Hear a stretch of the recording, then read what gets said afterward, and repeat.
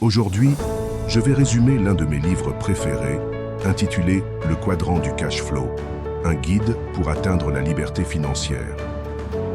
L'auteur dit que les propriétaires d'entreprises qui réussissent augmentent leurs dépenses, mais que les employés qui réussissent augmentent leurs revenus. Vous vous demandez certainement comment l'augmentation des dépenses pouvait être une bonne chose pour un propriétaire d'entreprise, mais l'augmentation des revenus, une mauvaise chose pour un employé. Si vous regardez la vidéo jusqu'à la fin, vous comprenez cela parce que j'ai couvert les 9 des leçons à retenir de ce livre d'une manière très simple. Leçon 1. Pourquoi ne pas trouver un travail? Kiyosaki raconte qu'après plusieurs tentatives pour devenir millionnaire, il y est finalement parvenu, mais a très vite tout perdu et s'est retrouvé à la rue. Il a été contraint de vivre dans la maison d'un ami et avait à peine de quoi payer ses frais de subsistance. Pendant ces moments difficiles, on lui posait souvent cette question. Pourquoi tu ne te trouves pas un travail? Même si lui et sa femme avaient tous deux suffisamment de qualifications pour obtenir un bon emploi dans de nombreuses entreprises, Kiyosaki dit qu'il l'a toujours refusé parce qu'il ne voulait jamais être du mauvais côté du cadran du cash flow. Vous connaissez probablement déjà le cadran du cash flow de Kiyosaki, mais laissez-moi le résumer rapidement. Selon le cadran du cash flow, les gens sont divisés en 4 catégories selon la façon dont ils gagnent leur argent. Les employés, les travailleurs indépendants, les propriétaires d'entreprises et les investisseurs. L'auteur pense que c'est un mauvais choix d'être du côté gauche du cadran du cash flow, parce que de ce côté, vous devez travailler dur et payer des impôts élevés. De plus, si vous voulez devenir riche, il est très difficile de le faire du côté gauche. C'est la raison pour laquelle Kiyosaki n'a jamais voulu trouver un emploi, car cela l'aurait automatiquement placé du côté gauche. Du côté droit, les propriétaires d'entreprises et les investisseurs paient très peu d'impôts, voire aucun, car la loi leur permet de dépenser en premier et de payer des impôts sur ce qui reste. C'est tout le contraire des employés, qui paient d'abord des impôts et vivent avec ce qui reste. Kiyosaki affirme que les propriétaires d'entreprises qui réussissent augmentent leurs dépenses, mais que les employés qui réussissent augmentent leurs revenus. Comme je l'ai dit au début de la vidéo, cela n'avait pas de sens pour moi au début. La raison en est que si vous voulez augmenter vos revenus en tant que salarié, vous devez travailler très dur. De plus, le plus gros problème est que lorsque votre revenu augmente, les impôts augmentent également. Vous partagez une grande partie de votre argent durement gagné avec le gouvernement. De l'autre côté, les propriétaires d'entreprises se concentrent sur l'augmentation de leurs dépenses, car ils en retirent 2 énormes avantages. Premièrement, en augmentant leurs dépenses, ils réduisent leurs revenus imposables et finissent par payer très peu d'impôts. Deuxièmement, si vous regardez leur état financier, vous verrez que la plupart de leurs grosses dépenses sont destinées à acheter des actifs qui leur apportent des revenus supplémentaires. En d'autres termes, ce qui sort de la colonne des dépenses apparaît rapidement dans la colonne des actifs et génère des revenus supplémentaires. Par conséquent, ils continuent à augmenter leurs actifs et leurs revenus tout en payant peu d'impôts. Selon l'auteur, si vous voulez comprendre où va l'entreprise ou la personne, il suffit de regarder sa colonne des dépenses. Si la majorité de vos dépenses sont consacrées à l'achat de biens tels que la télévision ou le téléphone, vous envoyez vos soldats dans une guerre où vous savez qu'ils seront tués. D'un autre côté, si vos dépenses sont dirigées vers l'achat d'actifs, vous envoyez vos soldats capturer d'autres soldats pour votre armée qui, en retour, travailleront dur pour capturer d'autres soldats. Si vous êtes suffisamment discipliné, ce processus peut transformer votre petite armée en un empire. Kiyosaki raconte qu'un jour, un journaliste lui a demandé combien il avait gagné l'année dernière et combien il avait payé d'impôts. Lorsqu'il a répondu qu'il avait gagné $1 million et qu'il n'avait payé aucun impôt, le journaliste n'a tout simplement pas compris comment cela était possible. Après quelques jours, le journaliste a publié un article intitulé « Un millionnaire gagne des millions, mais ne paie pas d'impôts ». Le journaliste pensait qu'il faisait quelque chose d'illégal, mais en réalité, il ne faisait que suivre la loi. De nos jours, il est beaucoup plus facile de devenir riche légalement que d'essayer des moyens illégaux. Il serait stupide d'essayer quelque chose d'illégal, alors qu'il existe de nombreux moyens légaux et faciles. Si vous voulez passer du côté gauche au côté droit, vous devez comprendre que chaque cadran est comme un pays différent où les gens parlent des langues différentes. Avant de vous déplacer, vous devez vous éduquer et apprendre la langue de ce cadran. Si vous parlez à un employé du cadran de gauche, vous constaterez que son vocabulaire principal est constitué de mots tels que sécurité de l'emploi, avantages sociaux, revenus élevés, pension, chèque repas, etc. Cependant, si vous parlez à un investisseur, vous vous rendrez rapidement compte qu'il n'utilise pas ces mots. Ils utilisent d'une des mots tels que rendement sur l'argent investi, gain en capital, ratio PE, etc. Comme vous le voyez, si vous voulez changer de cadran, vous devez vous éduquer et parler ce langage dès le départ. L'auteur dit que vous êtes peut-être dans le cadran des employés pour le moment, mais vous pouvez vous informer sur les autres cadrans et expérimenter petit à petit. Au début, il est normal d'être dans plus d'un cadran. Maintenant, j'ai un commentaire à faire sur le fait de changer de cadran et de devenir propriétaire d'une entreprise ou investisseur. De nombreuses personnes qui lisent les livres de Kiyosaki deviennent soudainement enthousiastes et veulent devenir entrepreneurs et quitter leur emploi. Mais laissez-moi vous demander ceci. Imaginez que je vienne vous voir et que je vous dise « Hé, est-ce que vous aimeriez être un athlète olympique et gagner une médaille d'or dans votre sport préféré ?» Vous répondriez probablement « Oui, j'aimerais représenter mon pays aux Jeux olympiques, être célèbre, gagner une médaille d'or et avoir un corps superbe avec des abdos. Ce serait génial, inscrivez-moi. » Mais avant de vous lancer, laissez-moi vous emmener un instant derrière la scène et vous montrer ce qui s'y passe. Comprenez-vous vraiment à quel point vous devez travailler dur pour devenir un athlète olympique? Savez-vous que vous devez passer 5 à 6 heures en salle de sport chaque jour, parfois 2 fois par jour? Voulez-vous vraiment manger des blancs de poulet et des légumes la plupart du temps? Voulez-vous vraiment passer par tous ces entraînements difficiles et éventuellement plusieurs blessures? Voulez-vous vous disputer avec votre partenaire parce que vous ne passez pas assez de temps avec elle? Voulez-vous vraiment manquer la fête de vos amis parce que vous devez vous coucher tôt pour vous lever tôt pour vous entraîner? Voulez-vous vraiment faire tous ces sacrifices pour devenir des athlètes olympiques? À ce stade, vous vous dites probablement « ouais, peut-être pas, je ne veux pas ». Honnêtement, je comprendrais que tu décides de ne pas vouloir. Et je suis sûr que d'autres te comprendraient aussi, parce que le coût pour devenir un athlète est trop élevé pour toi.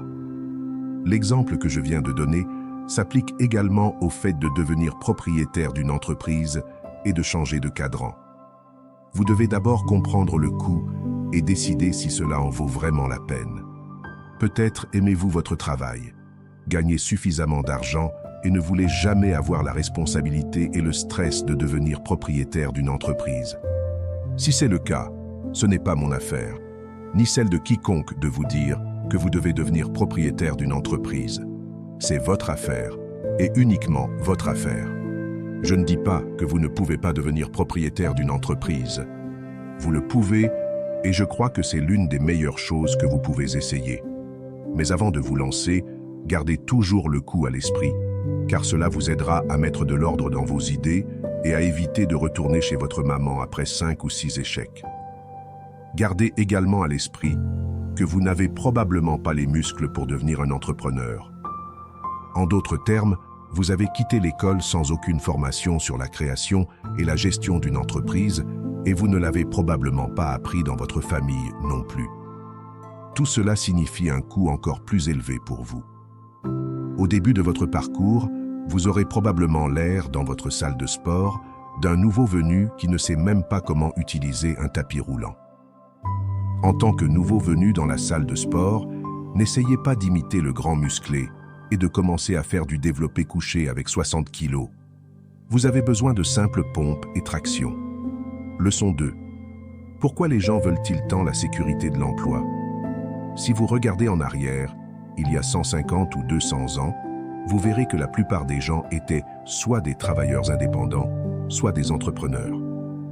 Le grand-père de votre grand-père avait probablement une ferme et il travaillait pour lui-même, ce qui signifie qu'il était indépendant.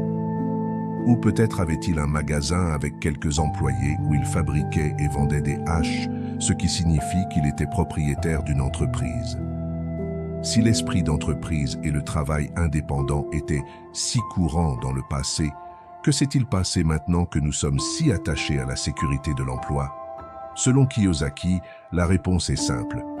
Les gens ont été conditionnés socialement et ont subi un lavage de cerveau pour choisir la sécurité de l'emploi plutôt que la liberté. Le lavage de cerveau est tel que les gens ne veulent pas travailler 4 ans pour eux-mêmes, mais sont prêts à travailler pour quelqu'un d'autre pendant 40 ans. Qui leur a enseigné ces choses? Les coupables sont les enseignants, le système scolaire, les multinationales et les médias. La valeur de la sécurité de l'emploi par rapport à la liberté financière est tatouée dans le cerveau des enfants dès leur plus jeune âge. Avez-vous déjà suivi un cours ou même une leçon sur l'éducation financière et la création d'entreprises lorsque vous étiez plus jeune? Bien sûr que non. Au lieu de cela, on vous a appris à suivre le système qui privilégie les bonnes notes par-dessus tout. Le résultat est un employé loyal et compétent qui ne peut pas penser par lui-même. Aujourd'hui, de nombreux étudiants sont encouragés à contracter des prêts et à étudier dans des universités prestigieuses. Après avoir réussi à payer leurs prêts étudiants, ils auront l'occasion de commencer à épargner pour leur avenir financier. Mais la réalité est qu'on ne leur apprend pas à épargner. On leur apprend à dépenser et à emprunter. Comme ils se sont privés pendant plusieurs années pour rembourser leurs prêts étudiants, ils commencent à acheter des maisons, des gadgets, des articles de luxe, des nouveaux vêtements, des meubles et des voitures dès qu'ils ont un peu d'argent. Assez rapidement, ils sont pris au piège de la dette, se marient et ont un mariage coûteux. À partir de là, les choses commencent à se gâter et le couple s'envête encore plus. C'est à ce moment-là qu'ils commencent à souhaiter avoir une éducation financière. C'est aussi le moment où ils réalisent qu'on leur a vendu un faux rêve et qu'ils ont été abusés par le système. Ils reconnaissent que s'ils avaient utilisé l'argent gagné au début de leur carrière pour créer une entreprise ou encore investir, leur situation serait bien meilleure. Selon Kiyosaki, la raison principale pour laquelle la plupart des gens ont des problèmes d'argent est qu'ils n'ont jamais été formés à la science de la gestion du cash flow. On leur a appris à lire, à écrire, à conduire des voitures et à nager, mais pas à gérer leur trésorerie. Sans cette formation, ils finissent par avoir des problèmes d'argent et travaillent au plus dur en croyant que plus d'argent résoudra leurs problèmes. Leçon 3. Je me fiche de votre excellent produit. Parlez-moi de votre système. Très souvent, des amis m'approchent pour me demander de participer à leur nouvelle idée d'entreprise. Ils commencent généralement à parler avec passion de leur produit. Ils parlent de l'unicité de leur produit. Ils disent à quel point il est génial et que personne d'autre ne l'a sur le marché. Après avoir écouté pendant quelques minutes, je m'excuse poliment et je passe mon tour. Car lorsqu'il s'agit de créer une entreprise, le produit est souvent la partie la moins importante. La partie la plus importante est le système et les personnes qui ont de l'expérience dans ce système. Les personnes qui m'approchent habituellement n'ont jamais créé ou géré un système commercial. Le monde est rempli de produits merveilleux qui n'ont jamais été sur les étagères à cause d'un mauvais système. Vous vous dites probablement en ce moment, pourquoi ce type parle-t-il du système et ignore-t-il le produit? Laissez-moi vous poser la question suivante. Pouvez-vous préparer un meilleur hamburger que McDonald's? Vous répondriez probablement oui. La plupart des gens peuvent préparer des hamburgers plus délicieux et meilleurs que McDonald's. Mais ce que la plupart des gens ne peuvent pas faire, c'est créer un meilleur système que McDonald's.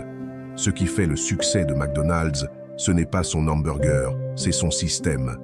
C'est le système qui amène la viande de la ferme au centre de la ville, où vous l'achetez à bas prix.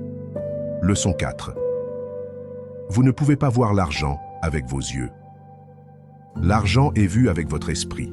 Ce qui est apparent ou évident à l'œil nu n'est pas important lorsqu'il s'agit d'argent. La personne moyenne a 95% d'yeux et seulement 5% d'esprit lorsqu'elle investit. Si vous voulez voir l'argent, vous devez entraîner vos yeux à n'être que 5% et votre esprit à être les 95% restants. S'il y avait des tas d'argent dans la rue, les gens couraient pour en prendre le plus possible. C'est parce que leur niveau d'intelligence leur permet de savoir facilement comment voir et saisir ce qui se trouve physiquement devant eux. Malheureusement, lorsqu'il s'agit d'intelligence financière, la plupart des gens ont un QI faible. Pour tirer parti des piles d'argent virtuelles du système financier, ils font un haut niveau d'intelligence financière que la plupart des gens ne possèdent tout simplement pas. Ils n'ont aucune idée de la façon dont ils peuvent saisir l'argent qui se trouve juste devant eux. La clé pour commencer à voir l'argent commence par l'intelligence financière. Par exemple, si un médecin dit « Votre systolique est de 120 et votre diastolique de 80 », est-ce bon ou mauvais? Est-ce tout ce que vous avez besoin de savoir pour votre santé? La réponse est évidemment négative, mais c'est un début. C'est la même chose que de dire « Le ratio PE de mon action est de 12 ». Est-ce tout ce que j'ai besoin de savoir pour ma richesse? C'est non, mais c'est un début. L'intelligence financière commence par l'alphabétisation financière, et l'alphabétisation financière commence par la compréhension des mots et des chiffres financiers. Kiyosaki dit qu'il n'est pas d'accord avec ceux qui disent « il faut de l'argent pour faire de l'argent ». Selon lui, la capacité de gagner de l'argent sans argent commence par la compréhension du langage de l'argent. Comme disait toujours le père riche, si l'argent n'est pas d'abord dans votre tête, il ne collera pas à vos mains. Si vous voulez augmenter votre intelligence financière, l'auteur recommande de jouer le jeu du cash flow. Je ne peux pas dire s'il s'agit d'une fraude ou non, mais j'ai trouvé son jeu très utile. Il y a plusieurs choses que je n'aime pas chez lui, mais je dois admettre qu'il a de bonnes informations dans ses livres, surtout dans le premier livre, Père riche, Père pauvre. Ce livre a changé de nombreuses vies pour le meilleur, et c'est quelque chose que vous ne pouvez pas ignorer. Le mentor est la personne qui est assise au sommet de la montagne, mange des oranges et se moque de vous pendant que vous marchez, vous grattez la tête et réfléchissez à la manière de grimper au sommet de la montagne. Le bon mentor peut vous faire gagner des années en vous aidant à éviter des choses que vous ne devriez pas faire en premier lieu. L'auteur affirme que même les athlètes olympiques médaillés d'or, qui sont au sommet de leur art, ont des mentors, mais que la personne moyenne n'envisage même pas d'avoir un mentor. Choisissez vos mentors avec soin. Assurez-vous qu'ils mangent ce qu'ils cuisinent. Lorsque la banque vous accorde un prêt hypothécaire pour acheter une maison, elle vous dit que votre maison est un actif. Elle ne vous ment pas, mais elle ne vous montre pas non plus le tableau complet et ne vous dit pas à qui appartient cet actif. Votre maison n'est pas un actif, c'est l'actif de la banque. Si vous ne le croyez pas, regardez le bilan de la banque et vous verrez de quel côté il est placé et à qui va le cash flow. Aujourd'hui, il y a beaucoup de confusion sur ce qu'il faut appeler un actif et ce qu'il ne faut pas. En comptabilité, beaucoup de choses sont enregistrées comme un actif, mais en réalité, ce ne sont pas des actifs.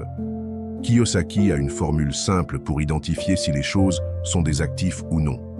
Si les choses que vous achetez mettent de l'argent dans votre poche, alors c'est un actif. Sinon, c'est un passif. Faisons maintenant un petit test. Disons que vous achetez 100 actions de la société XYZ à 5 $ par action. S'agit-il d'un actif ou d'un passif? Eh bien, à première vue, cela ressemble à un actif, mais la vérité est que vous ne le saurez jamais avant de vendre ces actions. Ce que je veux dire par là. Disons que vous avez besoin d'argent et que vous devez vendre ces 100 actions. Si le prix de l'action passe de 5 à 6 $ et que vous vendez vos 100 actions, vous gagnerez 100 $ supplémentaires, ce qui signifie que vous pouvez désormais parler d'un actif. Mais que se passe-t-il si le prix de l'action chute de 5 à 4 $?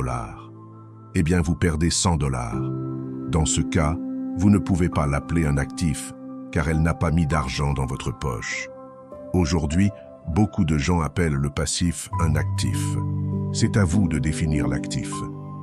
Mais si vous voulez augmenter votre richesse, vous devez vous assurer que les choses que vous appelez un actif mettent effectivement de l'argent dans votre poche. Leçon 7.